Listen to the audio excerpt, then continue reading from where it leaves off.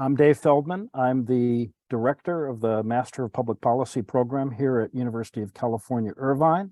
Great pleasure also to introduce Amira Youssef, who is the assistant director of the program. We're going to be here, give a very, very short presentation. I want to give an overview, some facts, and this will also, of course, be recorded, so you'll be able to refer back to it. Feel free to ask questions as I'm going through the presentation and certainly afterwards. So our program is about now 11 years old, and we're one of the newest public policy programs in the United States and one of the very newest within the UC system. Let me tell you a little bit about the program and go into some details. Let's go to the next slide. Sorry, David, for some reason it's not going. No problem, no problem. There we go. There we go. So not to get too far into the weeds, but people often wonder, okay, I'm going to spend 2 years of my life in this program. Exactly what is it that I'm going to study? And this is basically the answer. In your first year, we have a very prescribed curriculum, which basically involves a series of courses on research methods, so that you can not only do research in public policy, but understand how research is used in decision making. This includes statistics and economics. You'll also be taking a number of substantive courses that highlight basic principles in the study of public policy. So, for example, I teach a course on policy processes and institutions, which look at governance from a policy perspective. We also have a course on collaborative governance, which looks at ways to work together between government agencies and civil society groups. Social mobilization, power, and justice looks at social movements, a very important phenomenon in policymaking today. Not all public policies are engineered in formal governmental mechanisms, but often result from protests. And in fact, that's exactly what Professor David Meyer emphasizes in his class on social mobilization, power, and justice. We also have a course on policy and ethics, which I teach, and looks at the normative realm of decision-making. What do we know about what constitutes, in the view of many, an ethical public policy? What are the justifications for various policy decisions? You also get the opportunity to take a couple of electives. I'll say more about that in a bit, but those electives can come from within our urban planning and public policy department. They can come from elsewhere in the School of Social Ecology, which is where our department is housed, or it could come from anywhere in the University of California, Irvine. So we're very, very open, wide open in terms of electives. We want you to choose courses that are of interest to your interests in policy. In year 2, we have courses on information in the policy process and government economics, what we might call public finance. And then for 2 quarters, winter and spring quarter, we have something called the Capstone Research Project. All second-year students will be working on group projects in consultation with a client, agency, or organization. And to prep you for doing that, we have 2 classes during winter and spring quarter, which basically help you come together as a group and figure out how to do the research and then how to present the research to a variety of audiences. The rest of your time in the second year is spent concentrating, again, on various electives of your choosing. Again, wide open. So we really do encourage you to think outside the box in our program. And we think that's one of the hallmarks of public policy. We've had students that have taken electives in engineering, in biological sciences. One student actually had a concurrent degree in medicine and public policy. So we had a lot of electives that crossed over. Let's go to the next slide. At UCI, we have the option of choosing areas that you would like to focus or specialize in. Under university rules, we call those concentrations focus areas. And there are 4 former focus areas that we've enumerated: environment and sustainability, health, education, and inequality and social justice. If you pursue any one of these focus areas, you're required to enroll in at least 3 electives offered at the graduate level. And that harkens back to my previous slide, which talked about the option of having various electives. Now, in addition, you can petition me to pursue a focus area of your own design outside of these 4 subfields, and I approve them. Amira, have I ever not approved a focus area outside of these 4? Can't say I've ever seen that. It never has happened, and it probably never will. I've had students petition to develop a focus area on the economics of health policy. Not health policy, but the economics of health policy. Go for it. Information policy. Take courses in information and computer science. So literally in our program, we're proud to say the world is really your oyster. We want you to choose a focus area if you so desire that is fitting of your interests. Let's go on to the next slide. A little bit about the structure of our program. We do have an active alumni association and an alumni leadership board comprised of former MPP students who are very active. They assist us in our annual career fair.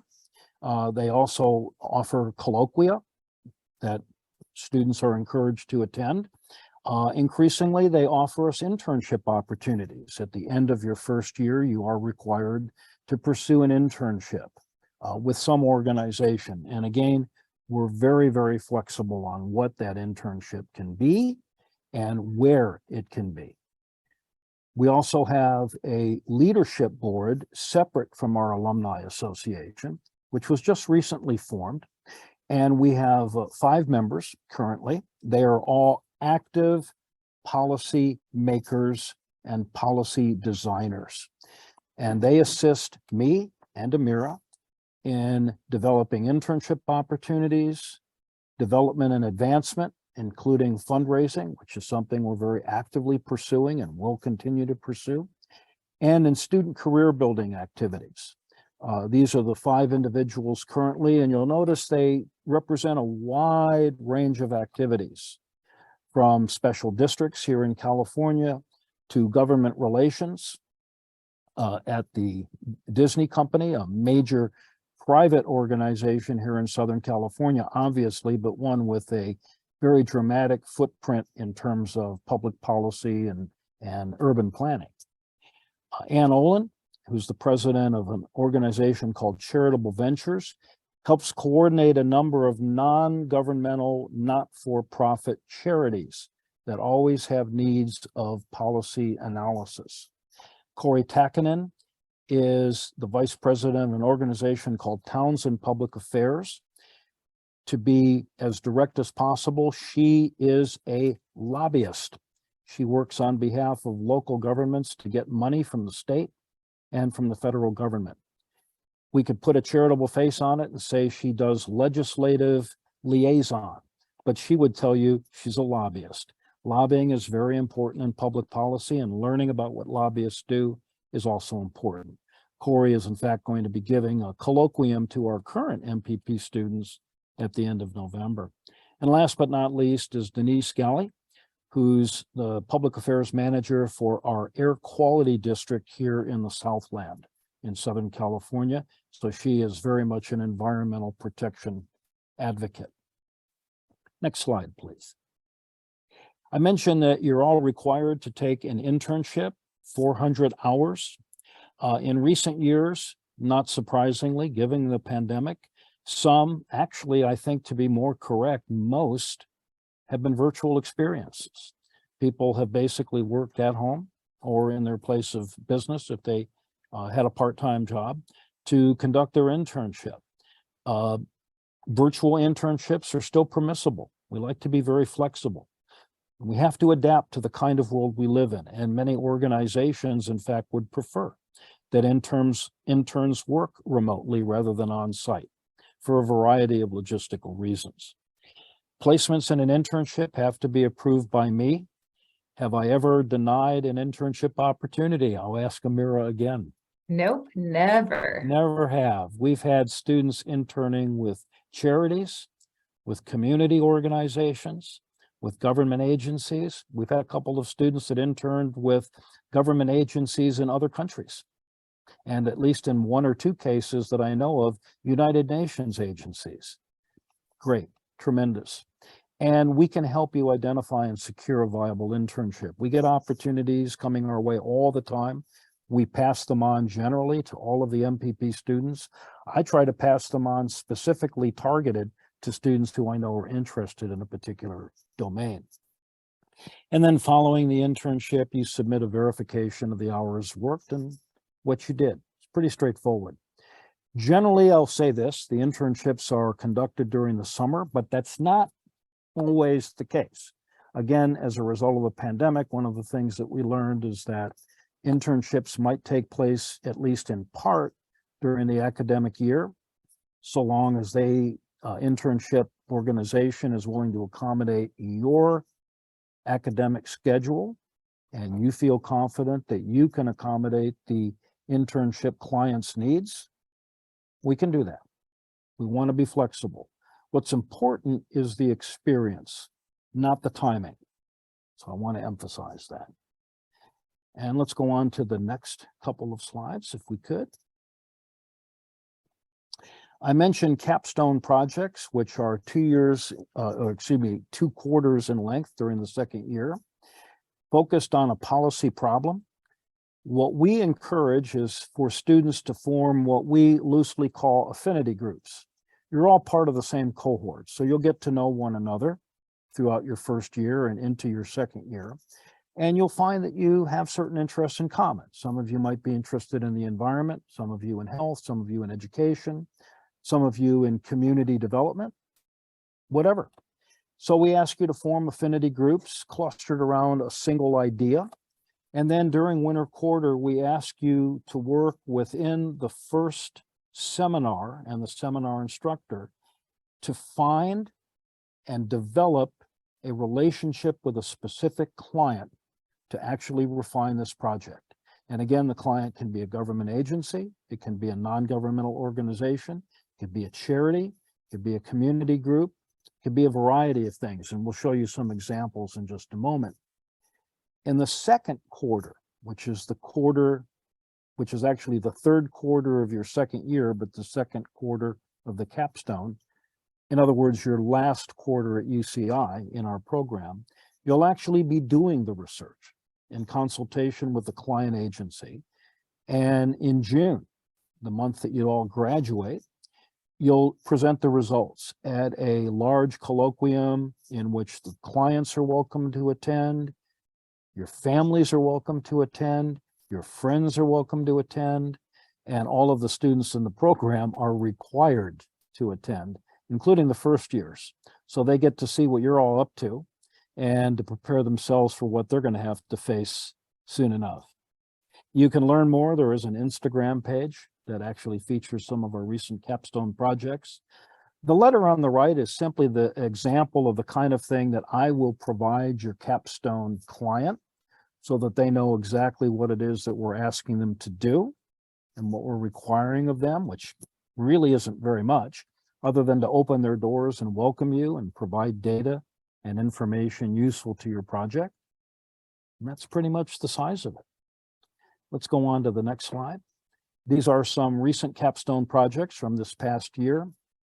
As you can see, quite variable. Some were focused locally on environmental issues, food waste initiative here in the city of Irvine. Platform government, this is the first capstone project to my memory, Amira, check me if I'm mistaken, in which a group of students actually undertook a capstone project for a government overseas. And it worked quite well. There is a Ministry of Small to Medium-Sized Enterprises and Startups in the Republic of Korea, and they are devoted to creating a virtual government platform for business government relations. And that's what platform government is all about. It was a very interesting project and an extraordinary presentation, very impressive.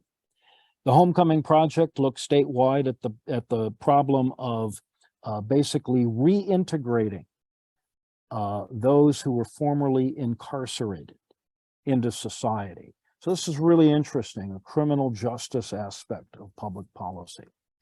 Medicaid expansion, fairly self-explanatory, but this was looking at ways of expanding state healthcare programs to the elderly and, most importantly, to the indigent, or those whose incomes are below the poverty line. So healthcare and healthcare justice, a very important capstone project. Workforce housing was an interesting project sponsored by the Real Foundation.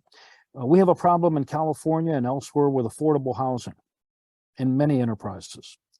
Workforce housing is basically the idea that what if the employer, whomever that be, actually provide housing for their workers. It could be rental housing. It could be housing that you purchase and then sell if you leave the job. But the idea here is to put the onus on providing housing on the people who are providing employment rather than putting it on the burden on the state or the government. And a very interesting study that was done and looked comparatively at different workforce housing efforts. So these are just a few examples, wide-ranging, and we expect to have an equally wide range of capstone projects this coming year. Next slide, please.